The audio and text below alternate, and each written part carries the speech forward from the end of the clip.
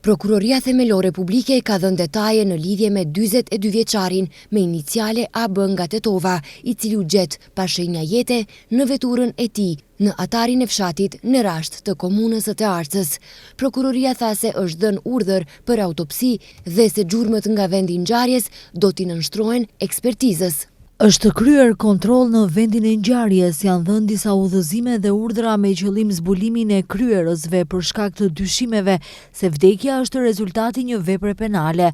Është dhënë urdhër për autopsi, urdhër për tërheqjen e automjetit dhe gjurmëve të tjera nga vendngjarja që do t'i nënshtrohen ekspertizës, urdhër për sigurimin e incizimeve nga kamerat e vëzhgimit, si dhe prova të tjera. Po veprohet sipas urdhrave, thon nga Prokuroria Themelore.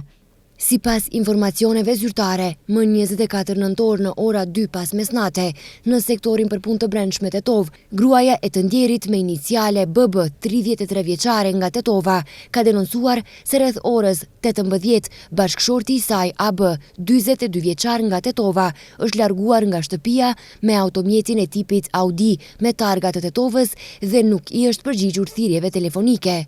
Ndërkaq sektori i punëve të brendshme Tetov mbrëm ka njoftuar se ka gjetur pa shenja jete. Ai është gjetur brenda në veturën Audi Q5 në atarin e fshatit në Rasht. Menjëherë është vepruar sipas denoncimit dhe të hënën rreth orës 16:15 minuta. Në Arat, në atarin e fshatit në Rasht, zyrtar policor nga stacioni policor në Tearc kanë vërejtur një automjet të parkuar Audi Q5 me targa të Tetovës. Brenda në automjet është vërejtur një person mashkull i cili nuk jepte shenja jete, ndërsa në xhamin e shoferit ka pasur një vrim nga një predh e shkrepur. I njëjti në pjesën e kokës ka qenë i mbuluar me gjak dhe dyshimi fillestar është se personi është qelluar me armë zjarri dhe një mjek nga ekipi i ndihmës së shpejtë kanë konstatuar vdekjen.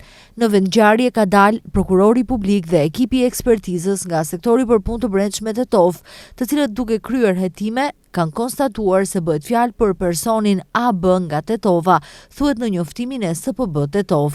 Ndërkohë trupi i pajet i tij është dërguar për obduksion në Spitalin Klinik të Tetovës. Ndërkaq mbrëm në orët e vona nga vendi i ngjarjes me ndihmën e automjetit të Merimangës është tërhequr vetura Audi Q5 dhe është dërguar në hapësirat e sektorit për punë të brendshme në Tetov.